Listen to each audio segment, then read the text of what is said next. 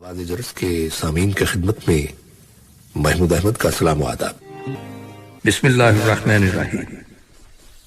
معزز سامعین، ایک بزرگ فرمایا کرتے تھے کہ جب آپ نے یہ دعا مانگ لی کہ یا اللہ مجھے گناہ سے بچا لیجیے، لیکن اس دعا کے بعد آپ سے پھر گناہ سرزد ہو جائے تو اس کا مطلب یہ ہوا کہ دعا قبول نہیں ہوئی۔ لیکن ایسا نہیں ہے۔ دنیا کے معاملے میں تو یہ ہے کہ جو چیز اللہ سبحانہ تعالیٰ سے بندے نے مانگی تھی، چونکہ وہ بندے کے لیے مناسب نہیں تھی، اس لیے اللہ نے وہ چیز نہیں دی بلکہ کوئی اور اچھی چیز دے دی۔ لیکن ایک شخص یہ دعا کرتا ہے کہ یا اللہ میں گناہ سے بچنا چاہتا ہوں، مجھے گناہ سے بچنے کی توفیق عطا فرما۔ تو کیا یہاں بھی ہو سکتا ہے کہ گناہ سے بچنا اچھا نہیں تھا؟ اس سے اچھی کوئی چیز تھی جو اللہ تعالیٰ نے اس دعا مانگنے والے کو دے دی۔ اصل میں بات یہ ہے کہ اگر سچے دل کے ساتھ توبہ کی جائے اور نیک نیتی کے ساتھ گناہ سے بچنے کی دعا کی جائے تو وہ انشاءاللہ ضرور قبول ہوگی۔ دعا کا اثر یہ ہوگا کہ اول تو گناہ سرزد نہیں ہوگا، اور اگر بالفرض گناہ ہو بھی جاتا ہے تو توبہ کی توفیق ضرور ہو جائے گی۔ لہذا دین کے بارے میں یہ دعا کبھی رائے گاہ نہیں جائے گی۔ وہ بزرگ کہتے ہیں کہ اس دعا کرنے کے باوجود اگر پاؤں پھسل گیا اور گناہ سرزد ہو گیا تو اللہ سبحانہ تعالیٰ سے بدگمان نہیں ہونا چاہیے کہ اللہ میاں نے ہماری دعا قبول نہیں کی۔ اس لیے جب گناہ سرزد ہوگا تو اللہ سبحانہ تعالیٰ ہمیں توبہ کی توفیق دیں گے۔ اللہ سبحانہ تعالیٰ کا ارشاد ہے کہ ہم تمہیں اپنی ستاری، اپنی غفاری، اپنی پردہ پوشی کا اور اپنی رحمتوں کا مورت بنائیں گے۔ اس لیے اس دعا کو کبھی رائے گاہ اور بیکار مت جانیے۔ ہمت سے کام لیں اور دعا مانگتے رہیں، پھر دیکھیے کیا سے کیا ہو جاتا ہے انشاءاللہ تعالی۔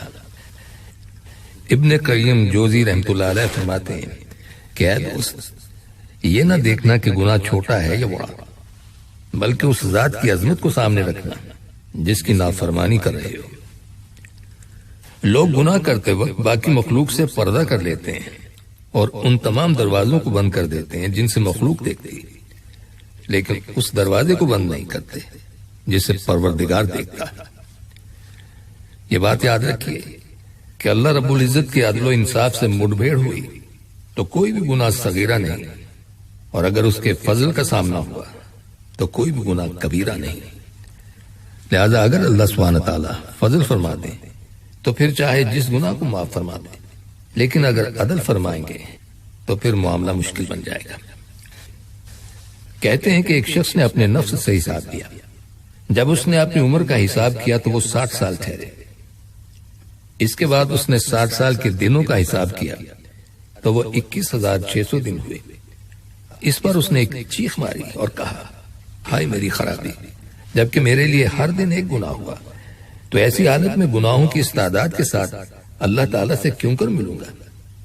یہ کہہ کر وہ بے ہوش ہو کر گر پڑا۔ جب اس کو افاقہ ہوا تو اس نے اسی کو اپنے نفس پر دہرایا اور کہا کہ اس شخص کا کیا حال ہوگا جس کے ہر روز سینکڑوں گناہ ہیں۔ ایک بزرگ فرماتے ہیں کہ جب تم گناہوں سے توبہ کر لو تو اس کے بعد اپنے پچھلے گناہوں کو یاد نہ کرو بلکہ ان کو بھول جاؤ، اس لیے کہ جن گناہوں سے تم توبہ کر چکے ہو ان کو یاد کرنا اللہ سبحانہ تعالیٰ کی مغفرت کی ناقدری ہے، کیونکہ اللہ تعالیٰ نے یہ وعدہ کیا ہے کہ جب استغفار کرو گے اور توبہ کرو گے تو میں تمہاری توبہ کو قبول کروں گا اور تمہارے گناہوں کو معاف کر دوں گا اور تمہارے نامہ اعمال سے مٹا دوں گا۔ اب اللہ سبحانہ تعالیٰ نے تو ان گناہوں کو معاف کر دیا، لیکن آپ الٹا ان گناہوں کو یاد کر کے ان کا وظیفہ پڑھ رہے ہیں۔ یہ اللہ سبحانہ تعالیٰ کی رحمت کی ناقدری ہے۔ ایک صاحب تھے جو بہت نیک تھے اور اکثر روزے رکھا کرتے تھے، تہجد گزار تھے۔ ایک پیر صاحب سے ان کا تعلق تھا۔ وہ کہا کرتے تھے کہ میرے پیر صاحب نے مجھے یہ کہا ہے کہ رات کو جب تم تہجد کی نماز کے لیے اٹھو تو تہجد پڑھنے کے بعد اپنے پچھلے سارے گناہوں کو یاد کیا کرو اور ان کو یاد کر کے خوب رویا کرو۔ وہ بزرگ کہتے ہیں کہ یہ طریقہ صحیح نہیں ہے، اس لیے کہ اللہ تعالیٰ نے تو توبہ کے بعد ہمارے پچھلے گناہوں کو معاف کر دیا ہے اور ہمارے نامہ اعمال سے مٹا دیا ہے، لیکن آپ ان کو یاد کر کے یہ ظاہر کرنا چاہتے ہیں کہ ابھی ان گناہوں کو نہیں مٹایا گیا۔ بلکہ ان کو یاد کرنے سے اللہ سبحانہ تعالیٰ کی شان رحمت کی ناقدری اور ناشکری ہوگی۔ اس لیے کہ جب اللہ نے آپ کے اعمال نامے سے ان کو مٹا دیا ہے تو اب ان کو بھول جائیے، اور اگر کبھی بے اختیار ان گناہوں کا خیال آ جائے تو اس وقت استغفار پڑھ کے اس خیال کو ختم کر دیجیے۔ ان بزرگ نے ایک اچھی بات بیان فرمائی جو یاد رکھنے کی ہے۔ فرمایا کہ جب تم توبہ کر چکو تو پھر ماضی کی فکر چھوڑ دو، اس لیے کہ جب توبہ کر لی تو یہ امید رکھو کہ اللہ سبحانہ تعالیٰ اپنی رحمت سے قبول فرمائیں گے انشاءاللہ، اور مستقبل کی فکر بھی چھوڑ دو کہ آئندہ کیا ہوگا اور کیا نہیں ہوگا۔ حال جو اس وقت گزر رہا ہے اس کی فکر کرو کہ یہ درست ہو جائے، یہ اللہ تعالیٰ کی اطاعت میں گزر جائے اور اس میں کوئی گناہ سرزد نہ ہو۔ سامعین، ہمارا یہ حال ہے کہ یا تو ہم ماضی میں پڑے رہتے ہیں کہ ہم سے اتنے گناہ ہو چکے ہیں، اب ہمارا کیا ہوگا، کس طرح بخشش ہوگی۔ اس کا نتیجہ یہ ہوتا ہے کہ مایوسی پیدا ہو کر حال بھی خراب ہو جاتا ہے، یا ہم مستقبل کی فکر میں پڑے رہتے ہیں کہ اگر اس وقت توبہ کر لی تو آئندہ کس طرح گناہ سے بچیں گے۔ ارے بھائی، یہ سوچئے کہ جب آئندہ وقت آئے گا اس وقت دیکھا جائے گا، اس وقت کی فکر کرو جو گزر رہا ہے، اس لیے کہ یہی حال ماضی بن رہا ہے اور ہر مستقبل کو حال بننا ہے۔ اس لیے بس اپنے حال کو درست کر لو اور ماضی کو یاد کر کے مایوس مت ہو جاؤ۔ اصل میں شیطان ہمیں بہکاتا ہے، وہ یہ ورگلاتا ہے کہ اپنے ماضی کو دیکھو کہ تم نے کتنے بڑے بڑے گناہ کیے ہیں، اور اپنے مستقبل کو دیکھو کہ تم سے مستقبل میں کیا بنے گا۔ اور یہ شیطان مردود ماضی اور مستقبل کے چکر میں ہمیں ڈال کر ہمارے حال کو خراب کرتا رہتا ہے۔ اس لیے شیطان کے دھوکے میں مت آئیے اور اپنے حال کو درست کرنے کی فکر کیجیے۔ اللہ تعالیٰ ہم سب کو یہ فکر عطا فرمائے۔ ایک بزرگ فرماتے ہیں کہ اگر انسان اللہ سبحانہ تعالیٰ کا تصور کرنا چاہے تو بسا اوقات اللہ تعالیٰ کا دھیان اور تصور نہیں بنتا، اس لیے کہ اللہ کو کبھی دیکھا تو ہے نہیں، اور تصور تو اس چیز کا ہوتا ہے جس کو انسان نے دیکھا ہو۔ اس لیے اللہ کا تصور اور دھیان کرنے میں دشواری ہوتی ہے۔ لیکن جب گناہ کرنے کا خیال پیدا ہو تو ایک چیز کا تصور اور دھیان کر لیا کیجیے، اور وہ یہ ہے کہ میں جس گناہ کو کرنے کا ارادہ کر رہا ہوں، اگر اس گناہ کے ارتکاب کے وقت میرا باپ مجھے دیکھ لے، یا میری اولاد مجھے دیکھ لے، یا میرے استاد مجھے دیکھ لیں، یا میرے شاگرد مجھے دیکھ لیں، یا میرے دوست احباب مجھے دیکھ لیں، تو کیا اس وقت بھی میں یہ گناہ کا کام کروں گا؟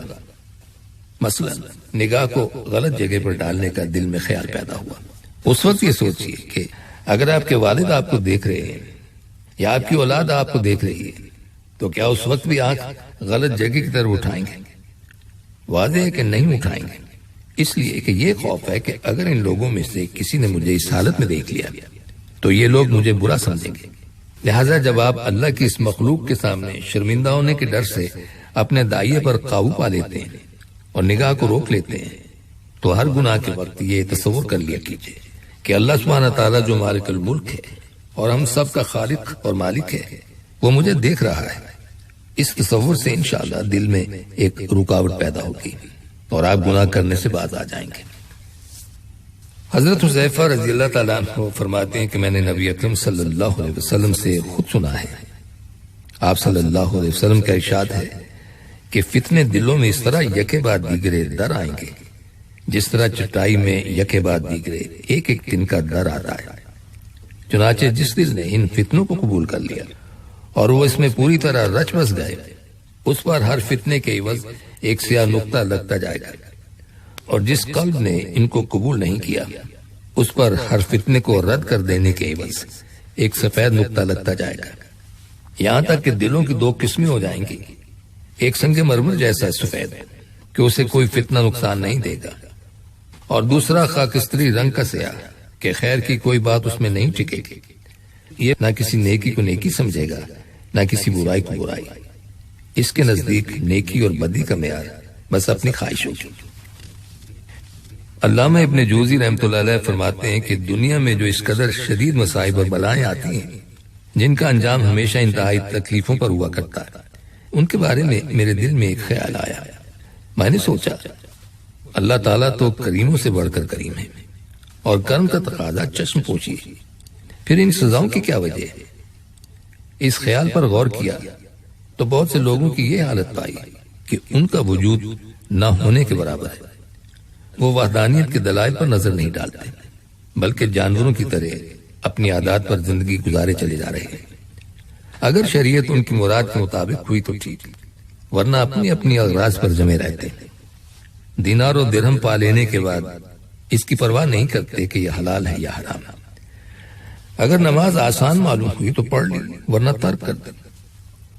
اور انہی میں کچھ ایسے ہیں جو بڑے بڑے گناہوں کو علل اعلان کیا کرتے ہیں، باوجود اس کے کہ ان کی حرمت انہیں معلوم ہوتی ہے۔ یہ سب دیکھ کر مجھے یقین ہو گیا کہ سزائیں اگرچہ بڑی اور سخت ہیں، لیکن لوگوں کی خطاؤں سے کم ہیں۔ کسی بوڑھے کو اس کے بڑھاپے میں اس قدر ذلیل کیا جاتا ہے کہ لوگوں کے دل اس پر ترس کھانے لگتے ہیں، اور اسے اس کا احساس نہیں ہوتا کہ یہ تذلیل اور توہین جوانی میں اللہ سبحانہ تعالیٰ کے حقوق ترک کرنے کا نتیجہ ہے۔ بس جب تم کسی مبتلا سزا کو دیکھو تو یہ سمجھ لو کہ یہ اس کے گناہوں کی وجہ سے ہے۔ سزا میں اور امتحان میں فرق ہے۔ جب مصائب ذلت اور توہین کے ساتھ ہوں تو وہ سزا ہے، اور جن میں ذلت اور توہین نہ ہو وہ اللہ تعالیٰ کا امتحان ہے، اور مومن کے لیے رحمت اور باعث اجر ہے۔ ان کلمات کے ساتھ ہی ہمارے آج کے پروگرام کا وقت بھی اب ختم ہوتا ہے، اس دعا کے ساتھ کہ اللہ تعالیٰ ہم سب کو صراط مستقیم پر چلنے کی توفیق عطا فرمائے، آمین۔ آئندہ ملاقات تک کے لیے محمود احمد کو اجازت دیجیے۔ اللہ